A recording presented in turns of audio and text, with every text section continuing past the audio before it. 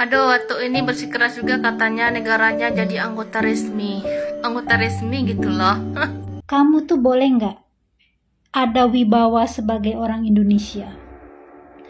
Boleh nggak komen di VT atau berita luar negara tentang negara kita, komen sebagai warga negara yang ada wibawa.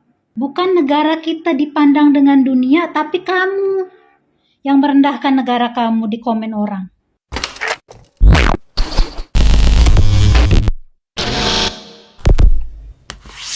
Hai, halo geng. Assalamualaikum warahmatullahi wabarakatuh.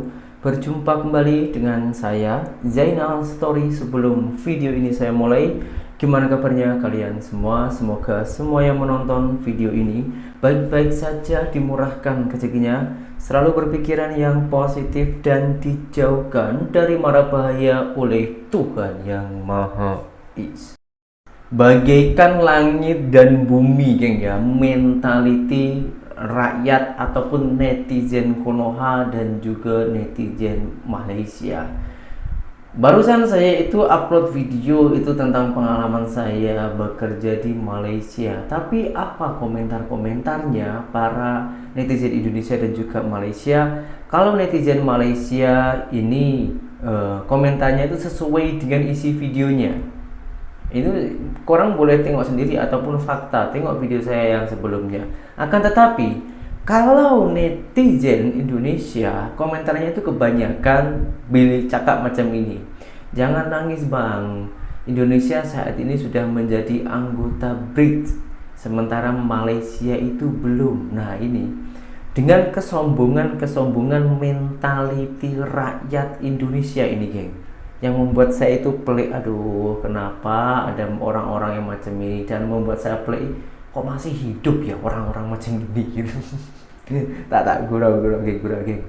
Karena kesombongan netizen Indonesia, netizen Konoha ya, bukan Indonesia lah, netizen Konoha ini, ada salah satu wanita Indonesia juga yang bekerja di luar negara, menyekolahkan mentality rakyat Konoha agar tak merasa sombong dengan kemajuan. Yang sebetulnya semacam Malaysia itu pun juga ikut bangga apabila Indonesia itu diangkat menjadi anggota BRICS.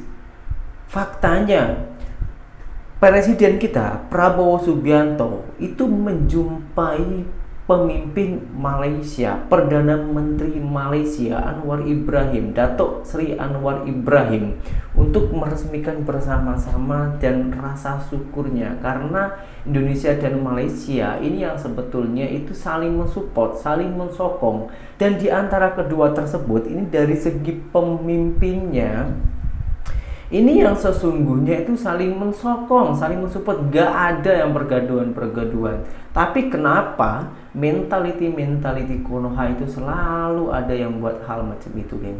Maaf, bukan saya ini menjatuhkan ataupun merendahkan, bahkan bukannya saya ini meremehkan mentality rakyat netizen Konoha. Akan tetapi dengan saya cakap macam ini ya, siapa tahu agar diberi kesadaran diri. Nah, di video yang saya tayangkan ini video yang cukup menarik, dan saya sudah mengumpulkan rincian video-video tersebut. Daripada nanti kita salah paham, alangkah baiknya kita tengok dulu bersama-sama. Indonesia gabung BRICS. Ini dia 7 negara yang diperkirakan jadi anggota berikutnya. Bangladesh. Negara ini udah menunjukkan minat untuk jadi bagian dari BRICS. Bangladesh punya populasi lebih dari 169 juta yang dapat mendukung pasar internal BRICS. Sri Lanka udah mengajukan permohonan keanggotaan BRICS sebagai upaya untuk memperkuat hubungan ekonomi internasional. Senegal diperkirakan menjadi kandidat terkuat untuk BRICS berkat perekonomian yang berkembang pesat dan peran strategisnya di Afrika Barat. Azerbaijan, posisi geografisnya di kawasan Kaukasus menjadikannya strategis untuk mendukung diversifikasi energi dalam BRICS. Pakistan, sebagai negara dengan populasi besar dan peran penting dalam geopolitik Asia Selatan, Pakistan punya potensi besar untuk memperkuat dimensi ekonomi dan politik blok ini. Suriah, walaupun masih menghadapi konflik internal, tapi udah menyatakan minatnya untuk bergabung dengan BRICS. Myanmar, Dengan posisi geografis yang strategis di Asia Tenggara, Myanmar telah mengajukan aplikasi pada 2024. Wow, ternyata BRICS terus menarik minat karena potensinya di bidang ekonomi politik. Gimana menurut kamu? Kalau kita tengok dari segi data-data tersebut, negara yang masuk anggota BRICS itu negara yang penduduknya itu yang banyak ya, ataupun negara-negara yang besar. Oke, kita lanjutkan videonya dulu, geng. Aduh, waktu ini bersikeras juga katanya negaranya jadi anggota resmi gitu loh. Jadi kira-kira beginilah gambaran geng-geng yang ada di BRICS itu ya. Yang pertama itu yang di atas Estados Miembros, itu artinya anggota yang sudah resmi. Inilah yang anggota resmi atau terdiri sekarang sudah 10 negara yang resmi masuk. Penambahannya itu Arab Saudi, Iran, kalian bisa lihat tuh. Yang geng sebelah kanan ini, Interest en la Adhesion, ini adalah partner permanen yang diajukan atau berminat menjadi anggota resmi. Sementara yang sebelah kiri itu, Solicitaron Ingreso, itu adalah negara-negara yang sedang mengajukan permohonan, artinya dia masih di luar pintu, belum diapa-apain, belum masuk jadi apa-apa, apalagi anggota resmi. Partner saja tidak. Nah, terjemahannya kira-kira begini, Solicitaron Ingreso, mereka yang sedang mengajukan permohonan untuk masuk. Sedangkan yang geng sebelah kanan yang ada Indonesianya, inilah kira-kira terjemahannya, pengelompokannya tadi itu. Minat dalam keanggotaan, berarti dia sudah menjadi partner yang minat atau diajukan atau ditarik menjadi anggota. Jadi sudah jelas ya, geng kita berbeda, level kita nggak sama. Saya mau tangkap komen ini ya. Kamu tuh boleh nggak ada wibawa sebagai orang Indonesia? Boleh nggak komen di VT atau berita luar negara tentang negara kita, komen sebagai warga negara yang ada wibawa? Oke, bisa nggak? Bagus. Ya, kamu itu harus komen seperti negara kita. Ya, bukan negara kita dipandang dengan dunia, tapi kamu yang merendahkan negara kamu di komen orang, di VT orang, apalagi itu berita luar negara yang memberitakan negara kita. Negara kita maju, tapi otak kamu gak maju, ya? Aduh, malu-maluin. Kau itu memalukan komennya, memalukan kayak anak gak sekolah. Kayak orang yang gak sekolah komennya ya. Memalukan, tau memalukan gak? Gak ada harga diri, gak ada wibawa sebagai orang Indonesia. Ini yang memalukan di mana-mana, yang kayak gini nih yang memalukan di mana-mana. Negara orang nggak jealous sama negara kita, malahan di orang itu kepengen Indonesia tuh maju supaya nggak ada banyak orang Indonesia di sini yang ilegal cari makan di negara orang. Harus ingat itu. Malaysia tuh negara yang paling mensupport Indonesia itu maju, tahu nggak? Nah, karena sudah banyak orang kita di sini kerja, ya, nggak berubah-berubah dari dulu, ya. Di orang tuh kepengen negara kita nih maju cepet. Aduh, ini ya, palak kali aku kalau lihat komen kayak gini nih, memalukan. Otak lu yang kecil, otak lu itu harus dikembangkan, jangan kecil, ya. Di sini saya akan sedikit memberi tambahan sesuai dengan pengalaman saya karena ini menyangkut dengan mentality ya, geng. 8 tahun saya itu bekerja di Malaysia, otomatis saya pun juga bergaul dengan warga tempatan Malaysia. Memang geng, saya setuju dengan komentarnya kakak TKW Malaysia tersebut tadi itu ya. Karena ketika saya 8 tahun bekerja di Malaysia, saya bergaul dengan orang Melayu Malaysia, tak ada orang yang merendahkan Indonesia. Memang dia selalu tengok konten-konten ataupun berita-berita tentang Indonesia karena dia itu berasa, karena itu bentuk rasa sayangnya orang Malaysia terhadap Indonesia. Tapi apakah orang Malaysia tersebut merendahkan? Bukan, geng, bukan merendahkan. Pernah ditanyakan kepada saya, kenapa di Indonesia itu banyak maling? Kenapa di Indonesia itu moto-moto selalu ditaruh di dalam rumah? Nah, tapi dia cuma bertanya, bukan untuk merendahkan, geng ya. Dan yang pada intinya itu gini sebetulnya ya, itu memang sudah saya jawab kepada abang Melayu tersebut. Memang di Indonesia macam itu, kalau tak macam itu boleh kena curi. Lepas itu dia kata Indonesia ini sebetulnya kaya, sebetulnya ini kaya, cuman mentality ataupun oknum-oknum yang teringin membesarkan perutnya sendiri, itu yang merusak rakyat Indonesia. Kami bukan marah, bukannya saya iri, dia kata macam itu. Akan tetapi saya teringin Indonesia yang kaya dengan sumber daya alamnya itu maju setara dengan negara Cina. Jangan bandingkan dengan Malaysia. Katanya gitu, geng. Malaysia itu, orang-orang Malaysia itu sangatlah mensupport. Contohnya ya, korang bolehlah buktikan kalau kalian tuh melancong ke Malaysia macam mana tanggapan di orang. Tanya aja kepada macam yang sering melancong ke sana ya. Yang baru-baru ini tuh Indra SPN dan juga Elsa Widianti Putri, belusukan kuliner dan lain-lainnya. YouTuber-YouTuber Indonesia yang sudah melancong ke Malaysia. Orang tanya macam mana mentality orang tanya di sana. Memang jauh berbeda kan. Bukannya untuk merendahkan Indonesia ataupun negara lain, nggak ada yang merendahkan. Siapa yang merendahkan? Dapat untung apa? Karena di Malaysia hal macam itu sudah diajarkan sejak dini. Waktu sekolah pun sudah diajarkan dan itu memang benar-benar diterapkan. Jangan sampai menyakiti orang lain yang berupa bahan olok-olokan ataupun merendahkan, apalagi sampai ke negara. Jangan sampai, takutnya nanti malahan memecah belahkan gitu.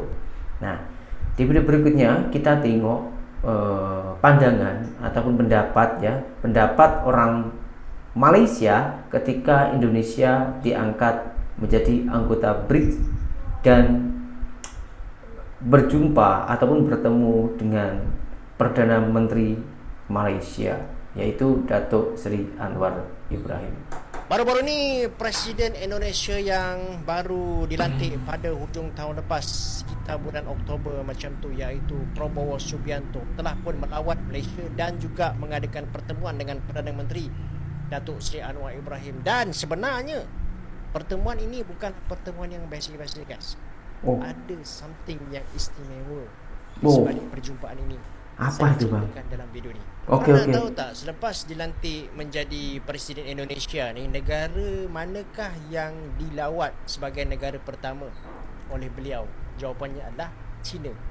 Dan Malaysia adalah negara kedua yang Presiden Prabowo lawat. Jadi ini membuktikan bahawa betapa pentingnya Malaysia dan juga Indonesia di dalam mengadakan satu perhubungan yang erat dan rapat sebagai sebuah negara yang berdagang di antara satu sama lain dan juga negara jiran. Dan lagi satu, kita jangan lupa, guys, pada tahun ini 2025 adalah tahun di mana Malaysia akan menjadi pengerusi kepada ASEAN. Jadi dalam konteks ini, sokongan daripada Indonesia adalah sangat-sangat penting. Selepas itu juga, kita kena sedar bahawa ada isu-isu strategik di antara Malaysia dan Singapura yang memerlukan persefahaman yang sangat tinggi, guys. Oleh itu, perbincangan di antara Datuk Seri Anwar Ibrahim dan juga Presiden Prabowo ni adalah pencetus kepada perhubungan yang bakal menjadi semakin penting pada masa akan datang. Apakah isu-isu strategik tu, guys? Yang pertama sekali, hubungan perdagangan antara kedua-dua buah negara. Dan Malaysia, kita mensasarkan nilai perdagangan kita dengan Indonesia adalah sekitar 30 bilion US dollar setahun. Banyak tu, guys. Ada banyak lagi potensi pelaburan dan juga kerjasama strategik di antara Malaysia dan juga Indonesia yang boleh dilakukan. Dan guys, kita kena faham bahawa dekat Eropah sekarang ni, mereka mahukan produk minyak kelapa sawit yang mana dia ditanam dalam satu keadaan yang lebih mesra alam lah. Dan kita tahu juga bahawa Malaysia, kita ada pensijilan lestari kita seperti MSPO dan juga ISPO dekat Indonesia. Jadi isu macam pembakaran hutan, jerebu dan sebagainya hanya boleh diatasi seandainya kita mempunyai persefahaman dan kerjasama yang erat antara kedua buah negara lah. Samping itu juga ada isu seperti sepadan maritim yang dekat Selat Melaka, Laut Sulawesi dan sebagainya, yang mana isu-isu ini memerlukan persefahaman yang tinggi di antara kedua buah negara juga. Jadi guys, apa yang kita harapkan adalah kepimpinan di antara kedua-dua pemimpin ini, iaitu Datuk Seri Anwar Ibrahim yang mewakili Malaysia dan juga Presiden Prabowo daripada Indonesia ni dapat bekerjasama dengan begitu erat sekali. Dan semoga lawatan ini akan membuka satu lembaran baru yang lebih baik di antara Malaysia dan Indonesia, sebab pada akhirnya yang akan mendapat manfaat adalah rakyat di kedua-dua buah negara. Tuh geng, tengok sendiri ya, mana ada dia orang Malaysia itu merendahkan. Bahkan orang Malaysia itu teringin Indonesia dan juga Malaysia ini bergabung untuk memerangi ekonomi-ekonomi di luar negara agar Indonesia dan Malaysia ini sama-sama boleh maju gitu. Bukannya Malaysia ini pansos kepada Indonesia ya. Akan tetapi ini sebuah apa ya geng, pergabungan lah agar semakin besar. Kita ambil contoh aja macam sapu lidi lah ya. Kalau satu-satu itu mana boleh kita buat bersihkan ataupun untuk membersihkan sampah-sampah. Tapi kalau sapu lidi itu dikumpulkan menjadi satu, lalu boleh untuk barang yang berguna macam menyapu-nyapu kotoran, sampah-sampah dan lain-lainnya. Itu sebuah contoh kalau negara itu butuh ataupun sangat memerlukan pergabungan-pergabungan ataupun sokongan-sokongan, apalagi Indonesia dan juga Malaysia ini macam abang adik jiran, dari segi kelapa sawit pun juga sama-sama banyak, dari segi agama pun juga sama. Jadi maka dari itulah pemimpin kita Indonesia dan juga Malaysia ini teringin bersatu. Tapi kenapa netizen itu selalu teringin memecah belahkan antara Indonesia dan juga Malaysia? Sebetulnya saya tahu tujuannya para netizen itu hanya teringin merendahkan Malaysia, karena banyaknya konten-konten kreator dari Indonesia itu yang berbicara fakta, seolah-olah YouTuber Indonesia ini membantu dan selalu memuji Malaysia. Mungkin pikiran orang macam itu, ya kan? Coba jujur aja tulis di kolom komentar, dan nanti berjumpa kembali di video saya yang selanjutnya. Sekian, terima kasih dari saya. Assalamualaikum warahmatullahi wabarakatuh. Bye bye.